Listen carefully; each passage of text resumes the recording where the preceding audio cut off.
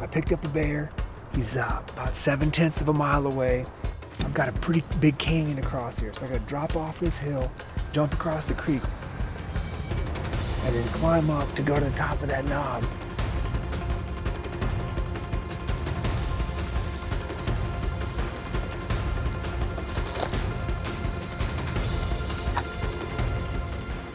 He's going into this timber. It's just freaking thick as can be.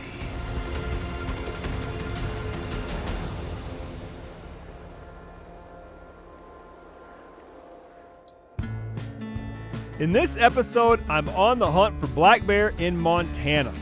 It's my third black bear hunt in 3 years, and I'm hoping to finally bring home that big, fat-covered bear my wife has been asking for.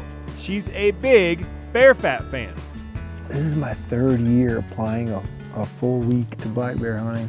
Roughly 21 days of black bear hunting under my belt. It's proven to be hard. Joining me and pretty much guiding me on the hunt is Montana native Cory Calkins. Cory so nicely invited me to his spot. It's no Holiday Inn, but I think it'll work. You grew up not too far from here. Yeah, I grew up hunting and fishing up in this area, and then guided for about a decade. He says his spot is loaded with black bears, and I've yet to kill one. From my perspective, when a guy grew up and then hunted and fished for 20 some years in the zone, guided in the zone, invites you to go there to go hunting, it's hard to say no. Now we've already seen our first bears of the trip, a sow and 2 cub grizzly bears, which are cool to see, but we can't hunt them. It's nice to know where a few of them are. Is it? Yeah, that's the last thing we want to see in a road in front of us while we're hunting. Solo mama, one thing. A sow with 2 cubs. Yeah, it's a good reminder Mm-hmm. of what we're dealing with here. Yep. I've already been charged twice in my life, so I figure I've gotten a lot of it out of the way, Well, there you go. right? I mean, what are the odds that I'll be 80 walking around saying I got charged 6 times in my day? Sure.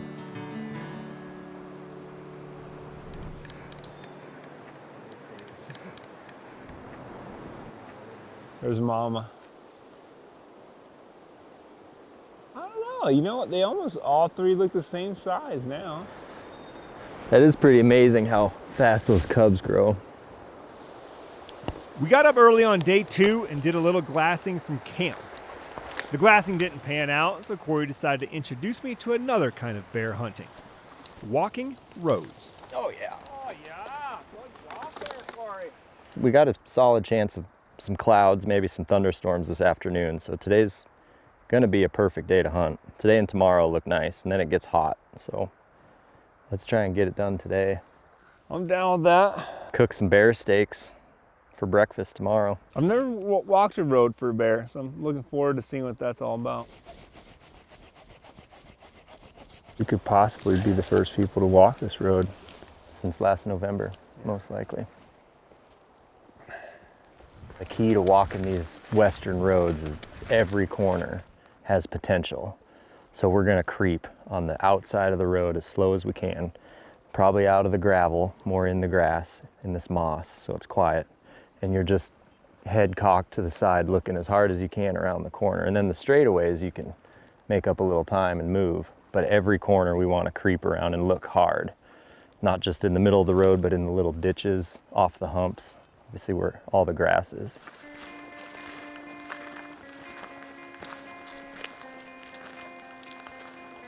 We're walking down what looks to be a pretty nice road, what I would call an improved dirt road, but it's closed.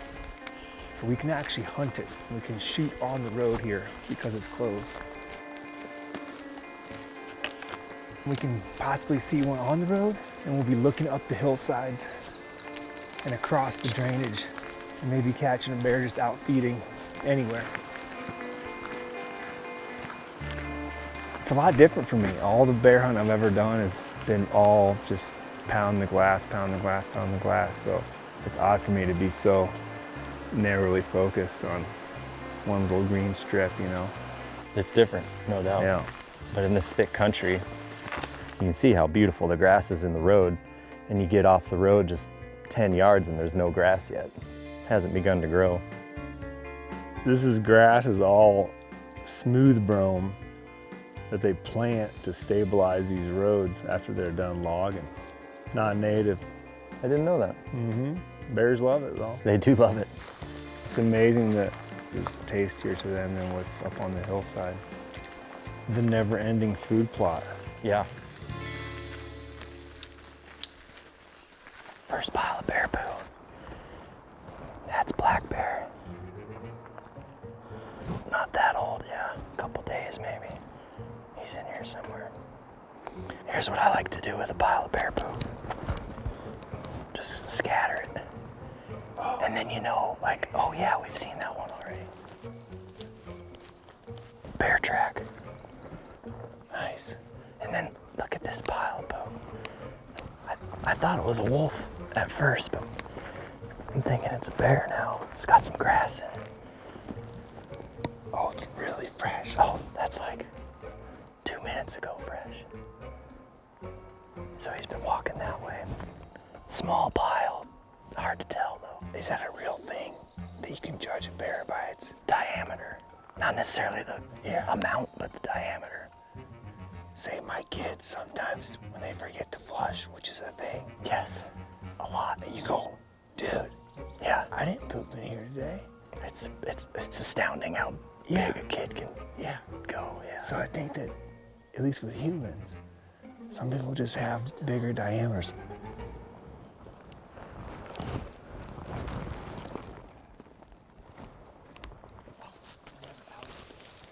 Seems like we're in the zone. But you can tell he's rubbing against it. Maybe even biting it a little. And then he took a dump right there. Pretty cool.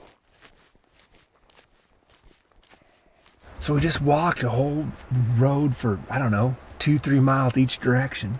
Saw a few bear poops, that was about it.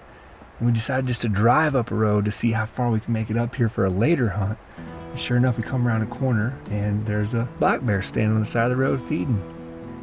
We're in plain view at maybe 60, 70 yards. At this point, it has no clue. It's just feeding on the side of the road, eating this smooth brome grass. That's exactly what we're looking for. When you glass it and really study it, you can tell it's younger. It's got a long muzzle. She probably smelled us. While this bear is too young for us, it's an indication that there are bears feeding on the roads. As long as we keep after it, we're sure to find more bears doing the same thing.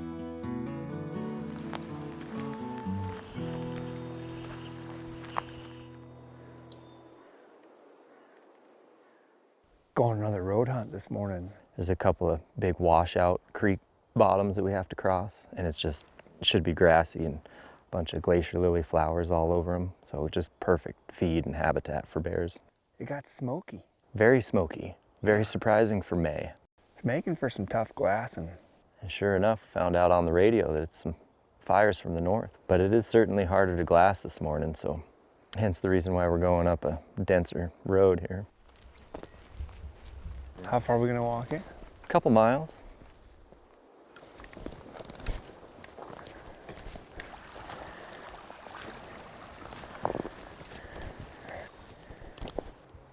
It's a good sized black bear. Really? I mean, it's not huge, but it's not tiny either. I think we're in the zone. Keep cruising, but tiptoeing. High alert.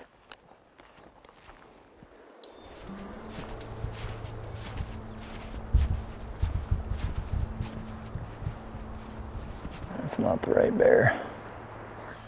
Yeah, that's almost like a grizzly bear. You can see how far away the claws are from the toes.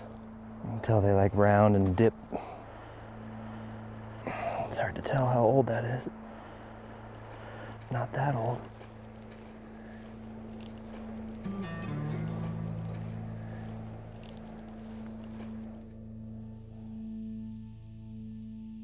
There's elk in the road. one's looking at us. The other one doesn't see us yet. Bunch of cows and calves.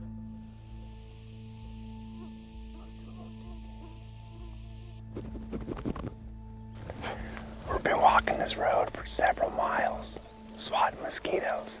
Came around this corner, there's a small herd of elk.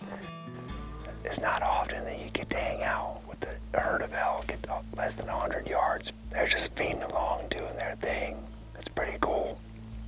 But their dinner's about to get interrupted because it seems like the mosquitoes are catching up to us the longer we stand here. Come here, run at them. Yeah, I do.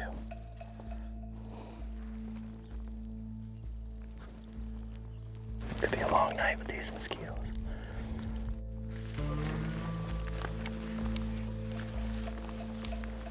The reason bears can so often be found and hunted on closed logging roads is that the smooth-grown grass that is planted here often greens up long before grasses and forbs on the surrounding hillsides. While there could still be snow on the hillside above the road itself is essentially a miles-long green food plot concentrating the bears. Unfortunately, this year it's an early spring, the hillsides have greened up, and as evidenced by the grizzlies we glassed up earlier, the bears are feeding on them.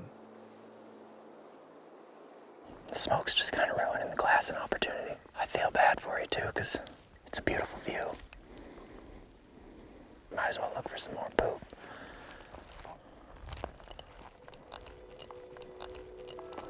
We kept going, but came up empty.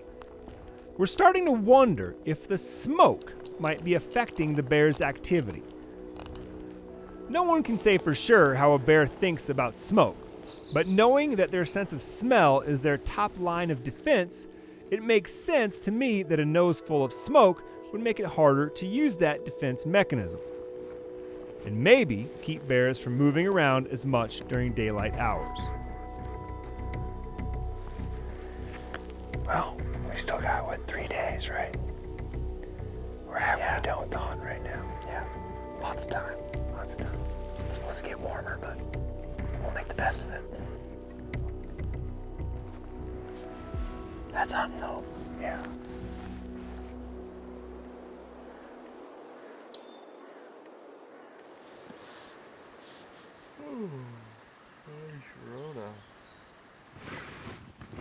It's too early. Bears. Bears. Tikka. Coffee. Sausage. Bears. We needed a recharge and decided to sleep in. The smoke had cleared by the evening, so we decided to glass a couple of Cory's go-to spots for a second time. Evening of day 4. So we're kind of entering the second half of our hunt right now. Yeah, it's hard going in towards the end with worse hunting weather, being that it's now in the 80s. We've seen one black bear. Easy to lose count. If I was a client, you think I'd be getting a little worried? Oh yeah. What would you tell me to keep me in the game? Well, that you still got 50% of the hunt left. And the odds of shooting something on the last day are just as good as the first day. You'll notice Cory is also carrying a rifle now.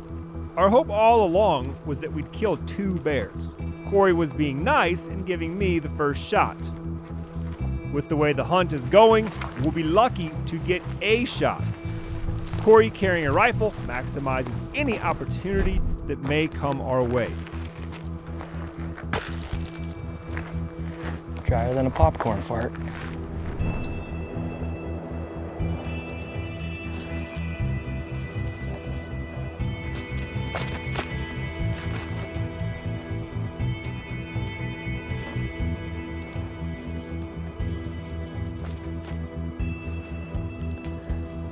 This is day 5.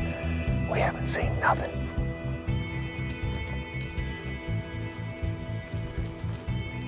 It's easy to get down by the time you get to day 5 when you've not been seeing that much game. But a good way that I keep myself fired up is I imagine myself, well, what would you do? How would you feel If it was day one, and if today was my first morning, I'd be pretty dang fired up to see what's around this next corner. Hunt hard, it's day 5. It could happen right now. This is exciting.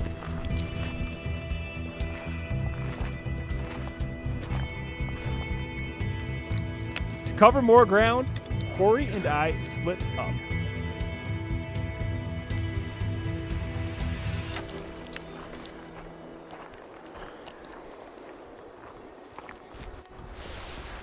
Cory literally left 10 minutes ago to go to the top of that knob to glass a whole nother drainage. And I picked up a bear. He's about 7/10 of a mile away, which is not that far. If it was a straight line there, I could be there in 15 minutes max.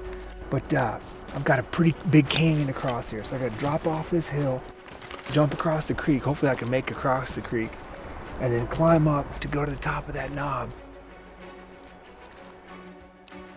Well, it looks like Janis left his post over there. Yeah. Oh, he's kind of running down the ridge. That must mean he sees something. Of course, I leave him for 5 seconds and a bear comes out.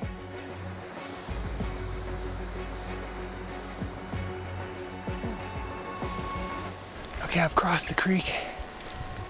Maybe a quarter of the way up the other side. Making good time. I know I've got to get across this opening. And hopefully, if he hasn't moved too far, I can find him again.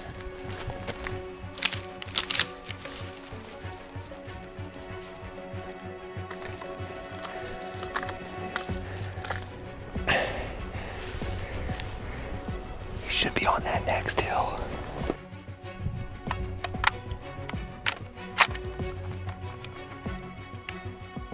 One of my biggest issues in this burn is that just everything on the ground is so crunchy, so noisy. And there's little to no wind. And more likely if that bear hears me crunching up in there, he's not gonna stick around to see what I am.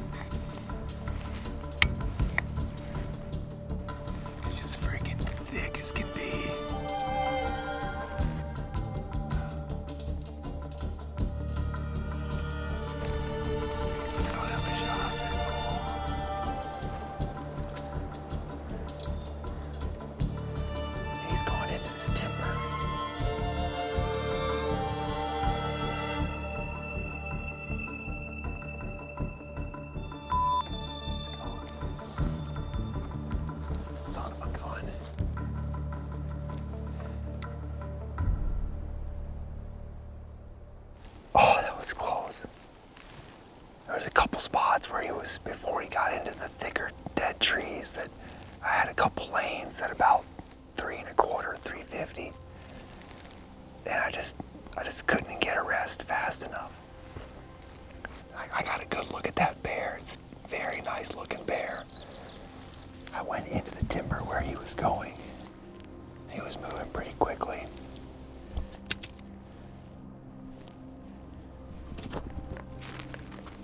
Part of the reason I wanted to just climb up a little farther was just to get a lay of the land.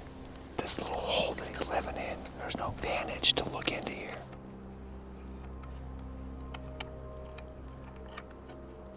but so close. I needed 30 seconds.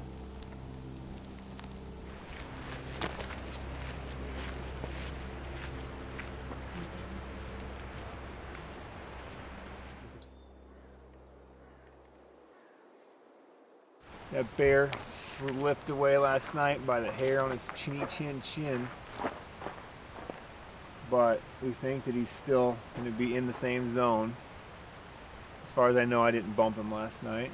And hopefully we can glass it and he'll turn up at some point this morning and we'll make a move and kill him. Last day, bottom of the ninth. I always say I do like hunting, but in the moment it's tough when it's the last day. Yeah. You gotta get it done. In many areas, black bears have surprisingly small home ranges for an animal of their size. Some black bears will spend their entire lives within 5 miles of where they were born and will spend an entire summer on a single square mile of ground. He doesn't have too many escape routes out of that timber patch that you watched him go in. He probably wandered a little bit in the night, but we've been watching it. It feels like he's in there. We're putting all of our eggs in this basket. Where are you, Mr. Bear? What do you think, Yanni? I think it's getting hot. Mm-hmm. We've been watching it a long time today and haven't seen movement. Yeah, we put in, what, 6 or 8 hours this morning watching that hillside. Yeah, the 4 hours of sleep is kind of catching up to me. I'll admit, I think I fell asleep with my forehead leaning against my optics here earlier. That's a classic guide move. Mm-hmm.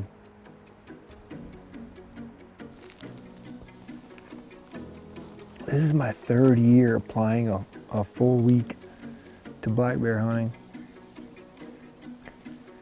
Roughly 21 days of black bear hunting under my belt now. And it's proven to be hard. Yeah, it's not easy. You had a good line earlier saying, I think elk hunting's tough, you ought to try bear hunting. Makes elk hunting look easy, yeah. It really does. I mean, if we had hunted this many days, all day for elk, and I hadn't seen any, I would have left the county. Oh, sure. It's just such a low density animal. Yep, looking for one needle in a massive haystack. This is certainly the least amount of bears I've seen up here. Something just seemed off. Well, super early spring, so the bears are more spread out. Yeah, no doubt. They certainly weren't as concentrated as they usually are. That's all you can do. Give your best shot.